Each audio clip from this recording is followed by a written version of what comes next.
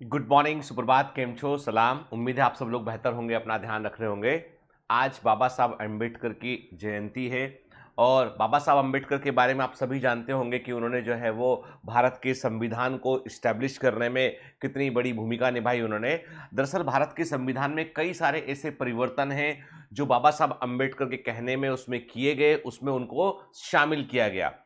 ये समझ लीजिए कि बाबा साहब अम्बेडकर अपने समय के सबसे अधिक बुद्धिमान पढ़े लिखे लोगों में से एक थे और उनकी पढ़ाई को जो है, उनके पढ़ने को जो है, उनके जो उनकी जो स्टेट जहाँ रहा करते थे वहाँ के राजा ने उनको उसको जो है वो उसको उन्होंने स्पॉन्सर भी किया था।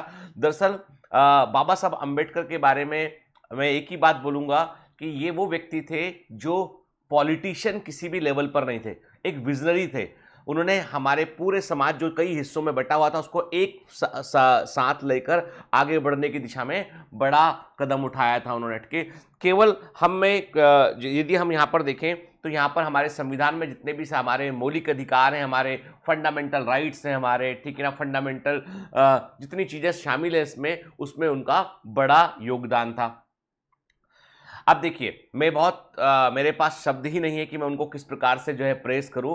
यानी आज हम जहां कहीं भी हैं, जैसे तरक्की करके यहां तक पहुंचे हैं हम, और हमारा देश जो है वो दुनिया के सबसे अधिक शक्तिशाली देशों में से एक है, तो उसके पीछे बड़ा कारण है कि हमारा जो संविधान है उसके चलते हमारे यहाँ पे तमाम पॉलिटिकल टर्बुलेंस के चलने के बावजूद जो है हमारी सरकारें, हमारे काम करने का तरीका एक निश्चित प्रारूप में काम कर रहा है। कोई भी सरकार अपने मन से बहुत बड़ा परिवर्तन इसमें नहीं कर सकती है। This is the stability of the constitution. ठीक है, चलिए, कुछ घटनाएं ऐसी घटती है जिसको लेकर लोग बाग जो है वो संविधान का उल्लंघन हुआ, इस तरह की बातें करते हैं, तो जाहिर सी बात है supreme court is the superior authority, वो डिसाइड करते हैं कि क्या संविधान के अनुरूप है और क्या उसके अगेंस्ट है। कोई भी चीज जो संविधान के अनुसार नहीं है उसको कभी भी एक्सेप्ट इंडिया में नहीं किया जाता है। ठीक है, चलिए, तो ये तो हमने अंबेडकर साहब की बात की हमने। अब आपको आज जो है मैं कोई नीट के बारे में बात नहीं करूंगा, कोई पढ़ने के बारे में बात नहीं करूंगा, लेकिन मुद्दा तो जुड़ा होगा उसी चीज से, ठीक है ना। डायरेक्ट बात नहीं करूंगा, लेकिन कुछ लेसन ऐसे होते हैं जिंदगी में जो हमें सीखने चाहिए। जैसे एक बार एक पर्वतारोही से पूछा गया, जो माउंटेनियर्स होते हैं, जो बड़े बड़े माउंटेन्स पर चढ़ते हैं, तो वो पर्वतारोही जो है वो कभी हिमालय की चोटी पर जाकर वहाँ पर जो है वो पहुँचे होंगे, मतलब उन्होंने माउंट एवरेस्ट पर पहुँचे, वहाँ पर उन्होंने जो है वो अपनी कंट्री का झंडा लगाया, शायद वो मलेशिया के हैं, कहीं के हैं। तो उनसे पूछा गया एक बार कि जो है आप ये बताओ कि हर साल हजारों पर्वतारोही, हजारों माउंटेनर्स जो है वो हिमालय की टॉप की चोटी पर पहुंचने की कोशिश करते हैं, माउंट एवरेस्ट तक पहुंचने की कोशिश करते हैं, सबसे ऊंची जो श्रृंखला है वहां तक पहुंचने की कोशिश करते हैं, पर उसमें से केवल गिनती के लोग जो है वो सफल हो पाते हैं, अधिकांश लोग असफल हो जाते हैं, फिर वो कई लोग की जान भी चली जाती है। तो आप बताओगे कि ऐसा क्या खास है उन गिनती के लोगों में जो माउंट एवरेस्ट तक पहुंच पाते हैं?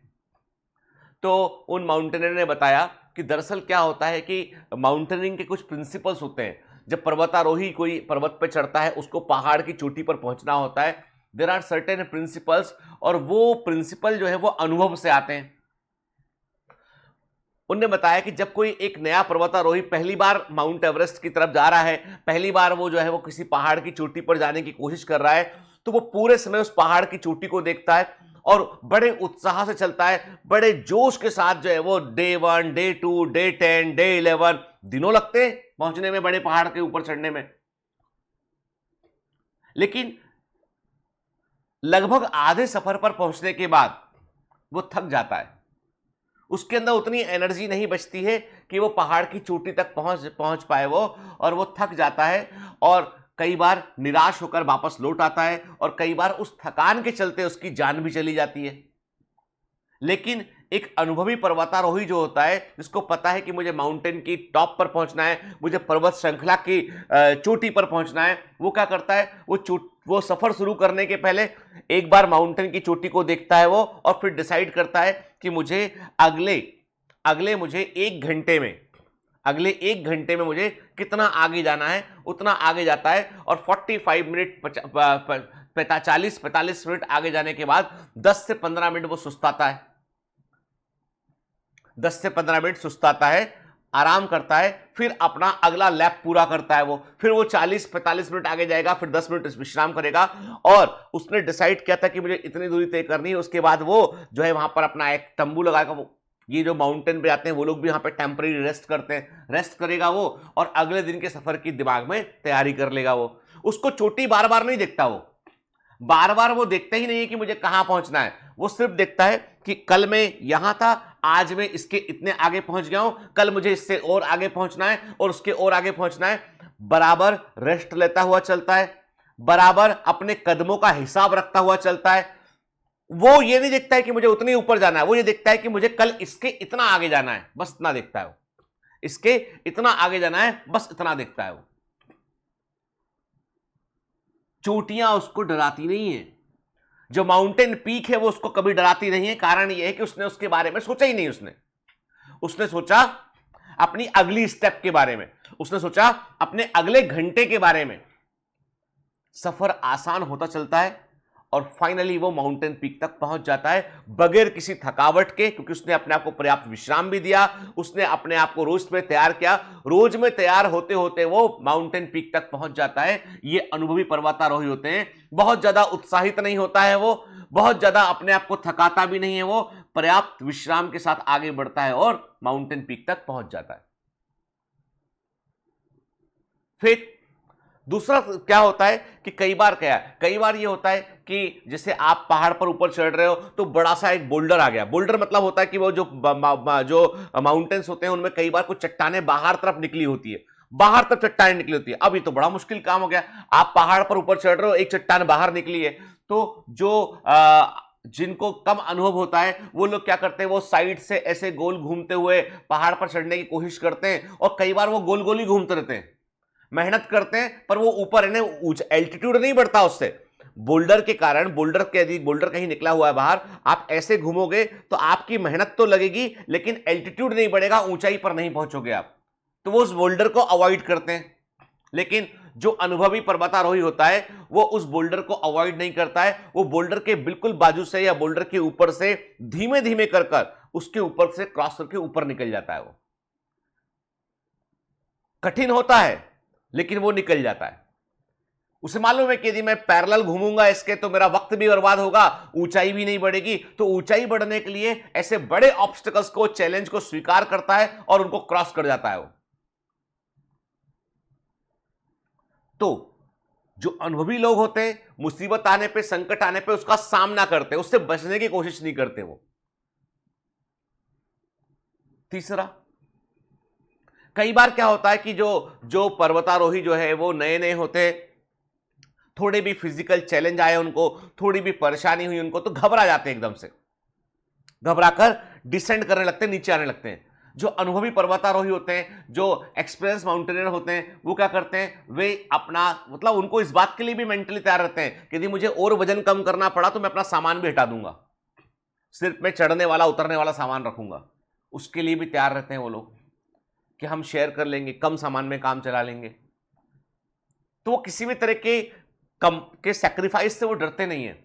इनफैक्ट ऐसा भी हुआ है कई बार कि जो है जब जो मलेशिया की, जिनकी मैं बता रहा हूं, नाम भूल रहा हूं उनका मैं, तो उन्होंने बताया कि जब वो पहुंचे हिमालय के बिल्कुल, माउंट एवरेस्ट के बिल्कुल पास में थे वो, तो उनके इतनी ठंड थी उस समय, और उनके जो हाथ की जो उंगलियां थी वो जम चुकी थी। उन्हें लग रहा था कुछ मूवमेंट नहीं हो रहा है इसमें, तुरंत मुझे मेडिकल सेंटर वापस लौटना चाहिए, क्योंकि यदि मूवमेंट नहीं हो रहा है मतलब ये फ्रोजन, फ्रॉस्ट वाइट हो चुका है। फ्रॉस्ट वाइट का मतलब इतना ठंडा टेम्परेचर हो चुका है कि ये उंगलियां के अंदर ब्लड सप्लाई रुक चुका है, ब्लड जम चुका है, तो ये खराब हो चुकी है।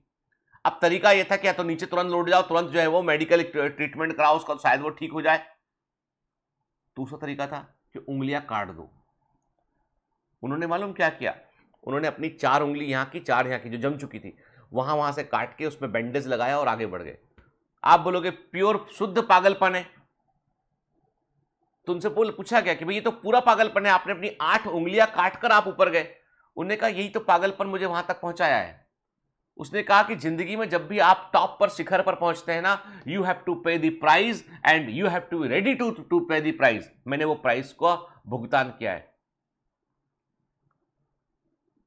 जज मत कीजिए इसको कि उंगली काट दी पहाड़ पर चढ़ने के लिए। उसका पैशन रहा होगा, उसका सपना रहा होगा, उसने उसके लिए कुछ भी कुर्बान करने तैयार था, वो सेक्रीफाइस करने तैयार था। जिंदगी में कई बार क्या होता है कि जब हम अपनी किसी मंजिल को देखते हैं, लक्ष्य को देखते हैं ना, उसके लिए हमको इतना कन्विक्शन होना चाहिए कि हमारे रास्ते में कुछ नहीं आएगा, कोई भी चीज नहीं आएगी, हम उसको हासिल कर कर मानेंगे। अनुभवी पर्वतारोही के समान जब हम किसी एग्जाम की तैयारी करते हैं, बड़े लक्ष्य की तैयारी करते हैं, तो हमको भी छोटे छोटे स्टेप्स लेना चाहिए। बड़ा है, नीट होगा, इस दिन एग्जाम होगा, मेरा क्या होगा, नहीं। What I have to do today, आज मुझे क्या करना है, कितना पोर्शन कंप्लीट करना है, कितना मैं कंप्लीट करूंगा। बराबर नींद लीजिए, नींद को सेक्रीफाइस मत कीजिए। 6 से 8 घंटा आपको सोना है, 6 to 8 आवर सोना है, खाना खाना है, ठीक है। जो मैं आपसे एमसीक्यू में सिटअप्स लगवाता हूं, वो सिटअप भी लगाना है गलत करने के बावजूद, नहीं तो खुद ही वॉक करना है। अपना ऑडियो बुक ले जाइए कान में, वॉक करने जाइए थोड़ा, आधा घंटा। स्वस्थ रहिए, ठीक, बाहर का तला गला मत खाइए, घर का हेल्दी खाना खाइए, पढ़िए, सोइए।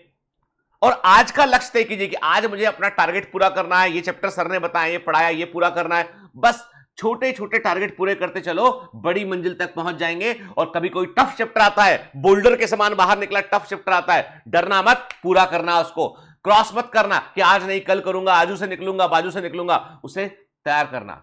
और तीसरा यह है कि बेटा आनंद की, मजे की, दोस्ती यारी की, प्यार मोहब्बत की कुर्बानी देनी पड़ सकती है पिछले आने वाले कुछ दिनों में, ठीक है। मैं कहता हूं एक बार तुम सफल हो जाओ, उसके बाद तुम जो सोचते हो तुम कर लेना, ठीक है। जो तुम्हारे मन में है वो तुम कर लेना, ठीक है। लेकिन अभी नहीं, अभी मशीन बन जाओ, मशीन के समान व्यवहार करो, जरूर हम ये जंग जीतेंगे। अगला टॉपर हमारे यहीं से होना चाहिए। All the best, bye bye.